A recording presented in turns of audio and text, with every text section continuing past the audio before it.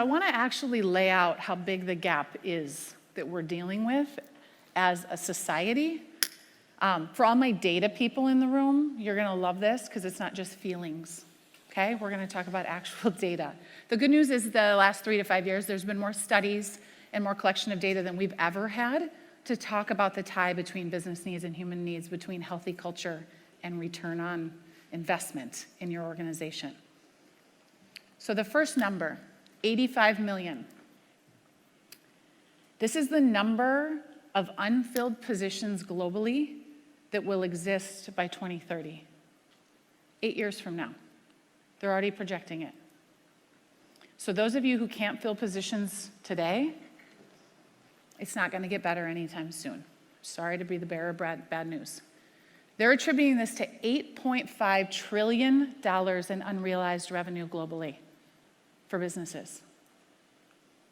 We are at the most transformational point in our history, and we have to begin today to do something different in our organizations. How we bring the most out of people and get the most performance from the people we already have. 223 billion. This is what SHRM estimates that poor workplace culture has cost US companies in the last 5 years. This is impacting productivity, sick time, all of those things that happen when we have unhealthy cultures in our organizations. Right? There's a direct correlation to the business results by not focusing on the people. 27% and 38%. They can now study positive workplace cultures, positive employee experience versus negative, and when they do the comparison, the positive cultures have 27% higher returns and 38% higher productivity. So the days of us believing we can just push through instead of slowing down to care and to create that trust in our environments are over, you guys. They're over. We have to change as leaders. We have to evolve with what's happening in the business climate. 2 million. Between February of 2020 and February of 2022, 2 million women left the workforce and have not come back. We need them. We need those women because we've got an $85 million gap that we're trying to close, but we have to meet them where they're at.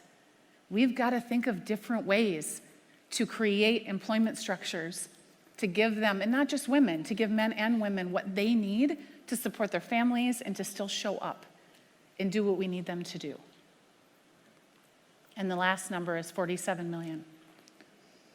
This is the number of people in the US that voluntarily left their positions just in 2021. And more staggering than that is 36% of that 47 million, about 17 million, left without another job. I just read an article about a Netflix engineer, 30-something, making $450,000 a year, and he left his job because it just didn't have a sense of purpose anymore. Okay, for all you, who are my boomers? How many of you just rolled your eyes? Not even just boomers. How many of you went, are you serious? $450,000 a year? Like, just show up, get a paycheck. That is not where we are at today. We can make jokes about it and we can laugh about, like, I can't believe somebody would leave. It's happening. People are changing the structure of their lives to not be under leaders and in organizations that don't fill their bucket. They have so many choices today. Let's be the choice that they pick.